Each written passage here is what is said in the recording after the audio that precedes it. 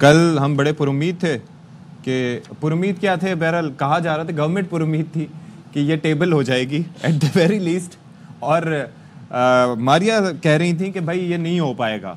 तो आज वो वाक़तन नहीं हो पाया। आज जो है वो क्या इम्कानात हैं वैसे, और शर्मिला साहब हमारे साथ मौजूद थी। वेरी इंटरेस्टिंगली शी सेड कि हमने भी मुसव्विदा नहीं देखा अभी तक। तो फिर देखा किसने आखिर मुसव्विदा? बहुत शुक्रिया जी। देखिए, एक तो दुनिया उम्मीद के ऊपर कायम है और हमें उम्मीद का दामन बिल्कुल अपने हाथ से नहीं छोड़ना चाहिए। हाँ जी। बाकी यहाँ तक ये बड़ा ही अजीबोगरीब किस्म का वाकया हो रहा है पाकिस्तान की जो है पार्लिमानी तारीख के अंदर, कि एक ऐसी आईनी तरमीम जिसके ऊपर बहुत ज्यादा लेदे हो रही है, और वो आईनी जो तरमीम है उसका मसवदा अभी तक किसी के पास नहीं है। और कल आपने देखा कि so much so law ministers की तरफ से भी या उनके मुंह से निकल गया कि मुझे भी मिल गया वो मसवदा। पता नहीं उनको मिला या नहीं मिला। अभी आप सोशल मीडिया के ऊपर देखेंगे, उसके ऊपर इतनी ज्यादा बहस हो रही है जो मुबैना तौर पर ये एक मसवदा है जो कि हुकूमत ने तैयार किया। अगर वो सारी तरामीम जो है पाकिस्तान के आइन का हिस्सा बनने जा रही हैं तो फिर आलिमान। लेकिन ये मुझे बताएं खावर साहब कि एक ऐसा मसवदा जिसके अंदर अपोजिशन मेंबर्स को नहीं पता, हुकूमती मेंबर्स को नहीं पता, अरकान को नहीं पता, लीडरशिप को नहीं पता, फिर उसके बाद लीगल फ्रेटर्निटी आपको पता है कि वो कह रही है कि हमें नहीं पता, तो फिर ये आ कहाँ से रहा है आखिर? सर मैं वही अर्ज कर रहा हूँ ना कि जिम्मेदारी हुकूमत वक्त की है, क्योंकि इसकी प्रपोजर हुकूमत है और हुकूमत ने इसको पास करवाना है। अक्सरियत के अंदर हुकूमत बैठी हुई है और हुकूमत के अंदर अभी शर्मिला साहब ठीक बात कर रही थी कि हुकूमत के अंदर तो बिलावल भुट्टो जरदारी साहब हैं और शहबाज शरीफ साहब हैं, और दोनों कल हमें बड़े कॉन्फिडेंट नजर आए कि नहीं जी हम कर लेंगे, कोई इशू ही कोई नहीं है, नंबर गेम हमारे हाथ में है। और वो नंबर गेम सुबह 11 बजे चलती रात 11 बजे, फिर 12 बजे, उसके बाद फिर खाली हाथ सबको जाना पड़ा। देखिए, मैं दोबारा अपने उस सवाल के ऊपर आऊंगा। अभी तक किसी को नहीं पता कि वो मसवदा है क्या। कल जब पूछा गया कि जी आप दे दें, बताया गया कि जी जब तक काबीना की तरफ से उसके ऊपर लादकुशाई नहीं की जाती, काबीना इसको फॉर्मली जो है इंडोर्स नहीं करती, तो उससे पहले ये इसको पब्लिक नहीं किया जा सकता। अगेन ये बड़ा जरूरी है हुकूमत के लिए, पाकिस्तान के लिए, पाकिस्तान की अवाम के लिए, सिविल सोसाइटी के लिए, कि वो जो भी मसवदा है उसके अंदर जो भी आप करना चाह रहे हैं वो अवाम के साथ शेयर करें। अवाम के साथ मतलब मीडिया जो है, मीडिया आवाम के साथ शेयर करें, उसके ऊपर उनको भी आइडिया। खावर एक चीज बताइएगा, कल सब बड़े पुरुम्मीद थे बिलावल साहब का, वो ऑप्टिक्स बड़े मैटर करते हैं, जिस बॉडी लैंग्वेज के साथ वो आ रहे थे कि नंबर्स पूरे हैं, शुरू में कह रहे थे विक्ट्री का निशान मौलाना की रिहाइशगाह से बाहर निकलते हुए, लेकिन बाद में जो ख्वाजा आसिफ गुफ्तगू कर रहे हैं, उन्होंने कहा जी कि हमारी तजवीज़ इस्लाहात से इत्तेफाक नहीं किया मौलाना साहब ने। मौलाना अब्दुल गफूर हैदरी जो बात कर रहे हैं, उनसे जब पूछा गया कि भाई टाइम लगेगा, वो कहते हैं जी हाँ टाइम लग सकता है।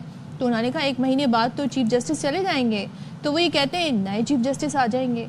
तो ये जो मामला है तो ये आज भी हल होता नजर नहीं आ रहा, इसका मतलब इट विल टेक टाइम।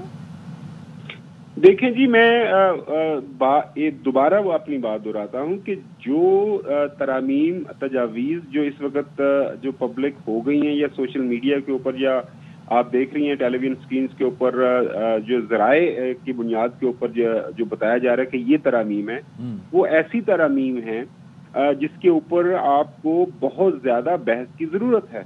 वो ऐसा नहीं है कि आपने सिर्फ शेयर कर दी और उसके बाद वो जो है आगे उसको पास कर लिया। फॉर एग्जांपल एक तरमीम है आइन के आर्टिकल 17, ठीक है, आइन का आर्टिकल 17 किसी पॉलिटिकल पार्टी के ऊपर पाबंदी लगाने के हवाले से है, और उसके अंदर जो तब्दीली सजेस्ट की गई है वो ये है कि वहाँ पे जो सुप्रीम कोर्ट ऑफ पाकिस्तान की जगह जो है फेडरल कॉन्स्टिट्यूशनल कोर्ट जो है वो रिप्लेस कर दिया गया। उसका मतलब ये है कि जो नई एक आईनी अदालत बनेगी, अब जो नई आईनी अदालत बनेगी उसके चीफ जस्टिस कैसे अपॉइंट होगा, प्राइम मिनिस्टर उसको नॉमिनेट करेगा, और उसके बाद फिर वो चीफ जस्टिस साहब अपनी मर्जी से 4 आगे जजेस।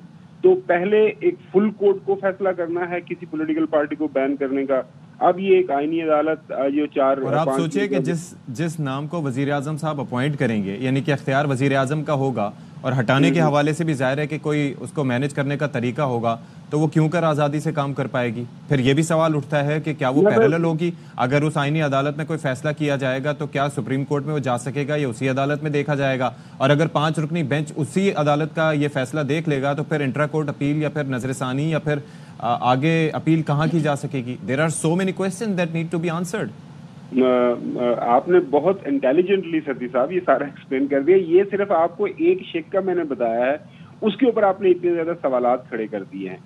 तो आप उसके अंदर तो अभी जो पता नहीं कि दर्जनों शिके हैं, मतलब मैं काफी ज्यादा उसके अंदर जो अभी तक सोशल मीडिया के ऊपर चीज आई है। अगेन ये सारा इब्हाम उस वक्त तक ये जारी रहेगा जब तक हुकूमत वक्त जो है एक ऑफिशियली अपनी स्टैंप के साथ प्राइम मिनिस्टर साहब या लॉ मिनिस्ट्री एक ड्राफ्ट जो है वो पब्लिक नहीं करेंगे कि ये है वो ड्राफ्ट जिसके ऊपर हम जो है जिसको हम पार्लियामान में लेके जा रहे हैं। अभी तक तो वो हर कोई जो है करने की वजह खबर, is there any specific reason why? नीयत का फतूर है, यही कल लीगल एक्सपर्ट्स ने हमें बताया है। क्योंकि अगर आपकी नीयत साफ है, अगर आप कोई खलूस नीयत के साथ कोई काम करना चाह रहे हैं तो फिर तो कोई मसला नहीं है इसको छुपाने का। क्योंकि बार बार हर कोई यही कह रहा है कि जी हमें वो ड्राफ्ट तो दें, हमारे सामने वो रखें तो सही जो ड्राफ्ट है ये जो अमेंडमेंट्स का, ताकि हम उसके ऊपर आपको बता सके, अपना मतमा नजर आपके साथ शेयर कर सके कि ये हम इसके ऊपर राय रखते हैं। और खबर साहब एक और चीज बड़ी इंपॉर्टेंट है, क्या होगा आप ये देखिए कि हमेशा एक चीज देखी जाती है, और खासतौर पर जब हम आईनी तरमीम की बात करें जिनमें से चंद ही इस वक्त मीडिया की और सोशल मीडिया की जीनत बनी हुई है। अरशद शरीफ साहब भी ये कहा करते थे कि devil lies in the details, यानी कि डिटेल्स देखना बहुत ज़रूरी है कि और क्या क्या इन आईनी तरमीम के अंदर आगे पास ऑन करने की कोशिश की जा रही है, क्योंकि दैट इज़ वेरी इंपॉर्टेंट। तो ये भी बड़ा देखने की चीज़ होगी।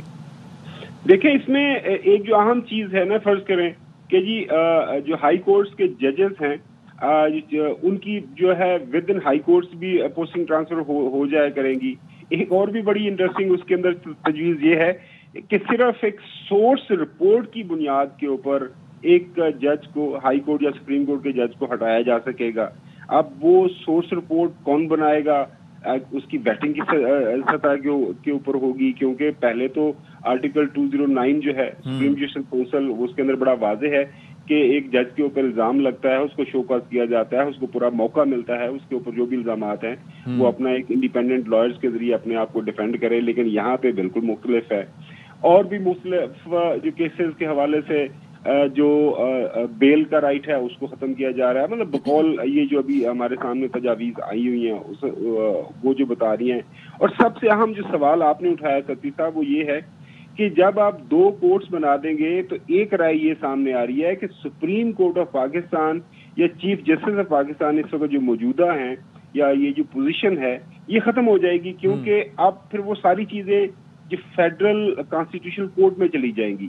तो फिर इस सुप्रीम कोर्ट का क्या जो है वो उसकी हैसियत क्या रह जाएगी, उसके ऊपर काफी ज्यादा सवालात हैं। लॉ एंड जस्टिस कमीशन को कौन हेड करेगा, सुप्रीम जुडिशियल काउंसिल कौन देखेगा, there are so many things.